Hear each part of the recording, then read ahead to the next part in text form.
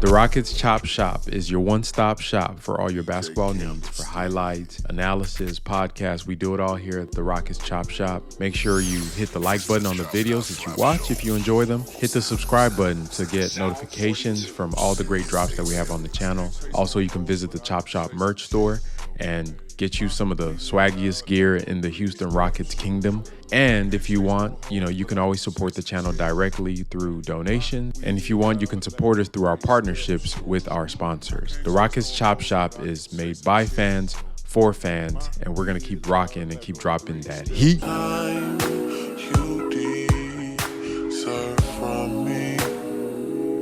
This is something I know.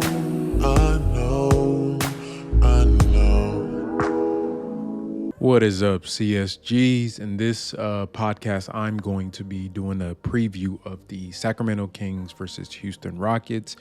We're going to be playing them twice. So, I think we're playing them Saturday and Monday. So just wanted to give you guys a preview so you can get to know this team very, very well and how we perform against them. The Kings have had the Rockets number, especially last year. They went 4-0 against us, playing twice at home in Sacramento and twice on the road here in Houston. But the games were closer than you actually think. I actually think we match up very well with Sacramento. We have a very similar roster build to them. And the difference now is going to be what the new additions to the Rockets are going to be able to differentiate from who we had last year with Kevin Porter, KJ, and Garrison Matthews got a lot of burn in those games. So definitely going to be a contrast in playing style with a new coach as well. So, but I'm going to kind of dig through some numbers to give you guys some context and maybe let you guys know if I think we're going to win. So y'all tap in and enjoy. So just looking at the matchups against the Kings, the first two games that we played them last year were both in January 11th and 13th. We're in Sacramento. The first one on January 11th was a pretty close game until the fourth quarter where they blew the doors off of us in the fourth quarter. The second game on the 13th, just 2 days later, they just blew us out. I think it was close at the half. Then in the third quarter, they came out and just turned up. And I think they might have scored something crazy in that third quarter, maybe like 60 points or something like that, or 40 points or 50 points. And then we could never recover from that. They came to Houston in February. And on February 6th, they gave us a nice beating, a 20-point loss. And then the last time we played the Kings last year was on February 8th. That was the game that it went down to the wire. Now, that was a good game. And, we showed a lot of promise in that game. And, guys were hitting some tough shots. And it really just came down to last-minute execution. And when we had chances to win the game, we just couldn't pull it out, right? Our guys just couldn't get those shots. If you guys remember, Jalen had 41 points in that game.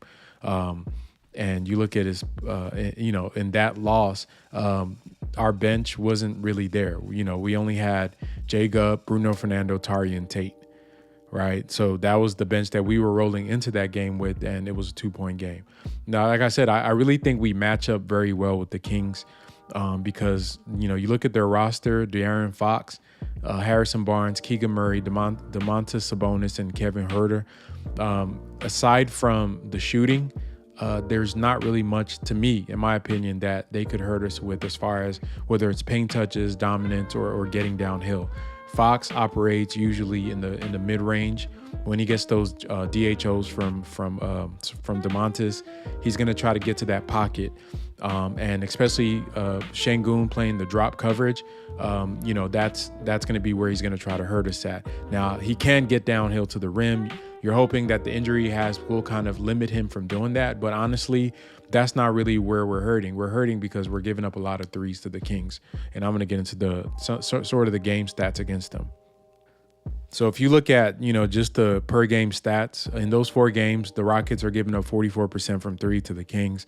That is definitely unacceptable. And, a lot of it with teams that play the type of offense that they do, where they do a lot of DHOs, off-ball motion, cutting, screening and rescreening, similar to the Warriors, obviously having Mike Brown as their coach. And so you can see a lot of the Warriors' actions in them. And if you remember the Warriors game, we were clamping them pretty good. It took Steph to get up to a different level. for them to beat us. And I think that the Kings are Warriors light. I think they're a worse version of the Golden State Warriors. And a lot of the things that we suffered from last season were things that the Warriors killed us on last season. Communication, guys know where to be, rotations. And, it was just a lot of that. And I think that if we can do the type of job we did, limiting some of the shooters and the cutting on Golden State, then I feel like we have a good chance against the Sacramento Kings to, one, not get blown out, but to actually, win the game. A lot of it's going to come down to whether we can generate offense. That's the thing. That a lot of it's going to be whether we can generate offense. And that's going to lead me to us to look at how our guys are actually playing against the Kings. If you look at, how our guys perform on the Kings, just looking at raw stats, just counting stats. Jalen Green, off rip, in the 4 games against them last year, he's averaging 30 points on 48% shooting, 46% from 3, which is nuts, 76 from the free throw line, 2.5 assists to 3.3 turnovers, which is not great, 3 rebounds. He's a minus 13 in the total 4 games. Considering how bad that we were getting blown out in some of these games, that's actually a positive, right? That's a good thing. So Jalen he balls out against Sacramento. Now, we haven't seen this version of Jalen, where he's just cooking. And if you remember last year, a lot of the videos I made for Jalen Green were him showing how he punishes teams that play the drop coverage. Almost every team he scored 30-plus points against are teams that drop their bigs. Because when he comes off that screen with Alperin, he just comes off shooting, or he can attack them going downhill, or he gets into his mid-range back. And on a rare occasion, when he's cooking from the mid-range and hitting his threes, then that opens up, which he's a weird player. A lot of players use their driving to open up the rest of their game. His shooting opens up his game, and then he can get to the cup, get to the free throw line, and doing all that, averaging 5.3 free throw attempts, which I think we've seen something this year that he's getting to the line a lot more. So I don't know if he's going to sustain the efficiency for that he had last year against the Kings, but I think as far as his just overall shot profile, it should be a little more balanced, a little better, and less dependent on him shooting 46% from 3. You also have to factor in that he's a better defender this year, and the team overall is going to be better defensively. And don't undervalue the effort that he's putting on that end of the court, impacting his offensive output. So I think, once again, I said that earlier, I think that's a lot of the issues that he's having, is trying to be a two-way player. Let's look at Alperin Sengun. 4 games against the Kings, 31 minutes per game. He is averaging, 14.3 points. He's shooting 50% from 3 on just 1 attempt. He's 56% on the field goals, on almost 10 shots per game against them.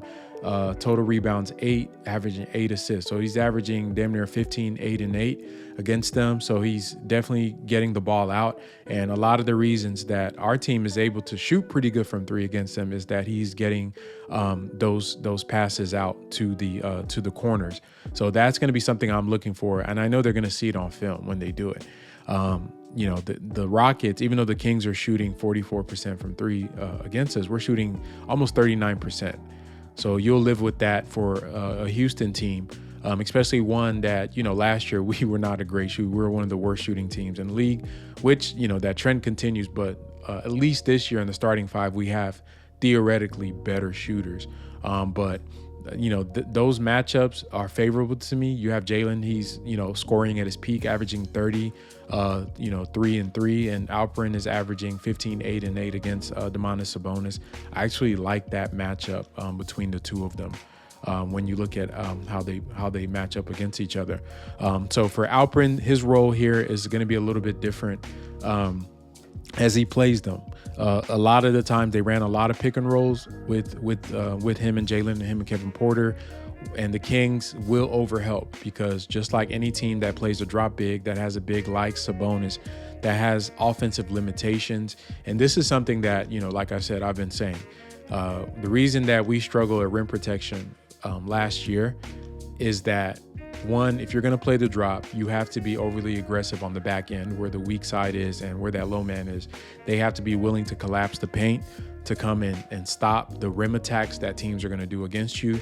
And if you're not willing to do that, then you're going to suffer at the rim. So the Kings, they really do commit to guarding the paint at the expense of giving up corner threes. So we were able to punish them for that. And Coach Silas, I do give him a lot of grief, but he would wisely put some of the best shooters in the corner. Garrison Matthews would be over there a lot against the Kings. You would have Kevin Porter Jr.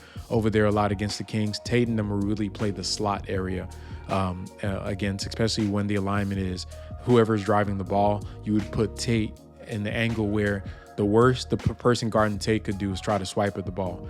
The person that has to tag Alperin, you would put that individual either at the low or guarding the corner three, where they would have to come in and force that tag, which would leave their man open either in the corner or the weak side slot. So the alignment is going to matter. I'd like to see in the corners, I'd put Dylan over there because I think that he's shown enough that he's a dependable shooter.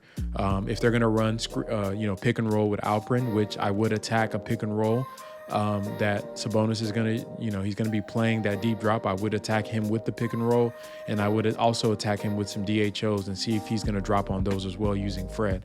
For Jalen, I'm doing pick and rolls. Let's see what he can do. Like if Sabonis is going to drop, Jalen come off that screen, hit that shot. And if he's going to try to play you up, try to beat him to the spot. And if you see a clear lane to attack the basket, attack it. If they try to converge and stop you from getting to the rim, hit that little pocket pass that you're really nice at to Alp, and he can get it to those corners where those shooters are going to be waiting. So offensively, the Kings are going to let you score.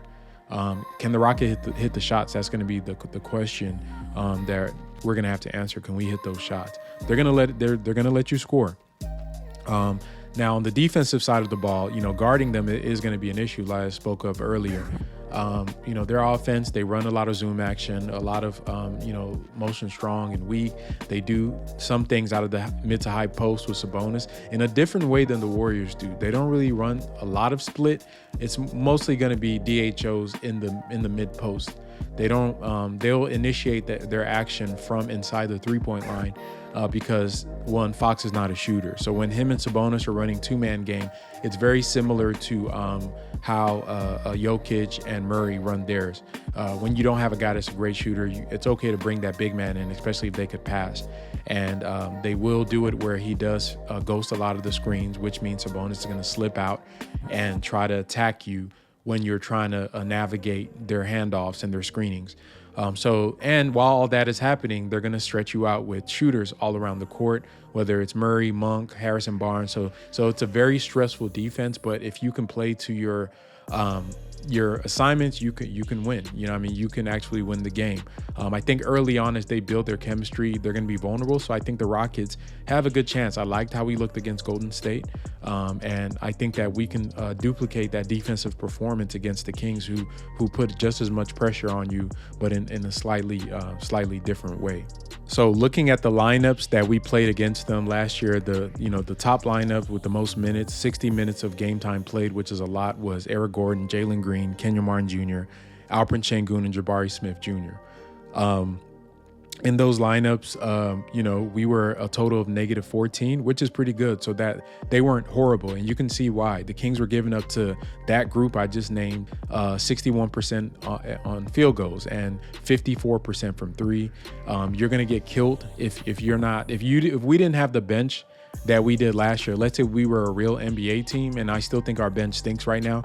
So that may be an issue as us going forward. But if we didn't have the bench that we did last year, let's say we had an actual 8 to 9 man rotation that was serviceable, we could have beat them. We should have split them 2-2. But a lot of the minutes that our bench played, that's where we got destroyed and cooked. But that top lineup, like I said, 60 minutes of gameplay, shooting 61% on field goals, 54% from threes, is nuts. A -14. And the second most used lineup was 14 minutes of games played.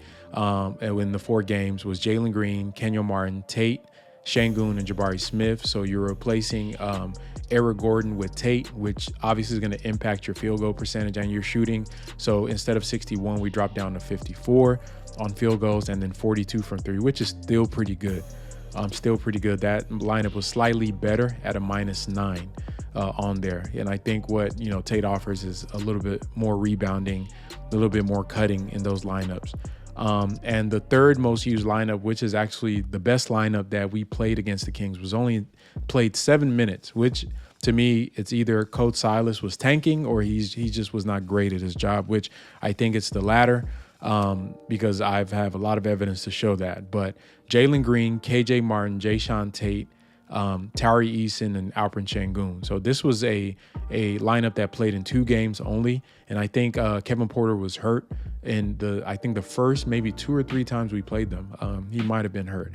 And you look at that lineup, only 7 minutes played. They shot 61% from the field, 100% from three on only 4 attempts, but only 7 minutes played. 85 from the free throw line. That lineup was a +6 in those 7 minutes that we played. So once again, just like putting together lineups, you look at what makes that lineup look good. Jalen Green is still there. Alperen Sengun is still there, right? So those guys are carryovers into this year. What's different than our starting lineup? Eric Gordon, who was, he was pretty much done at this point in his Houston tenure. This was after the no improvement comment.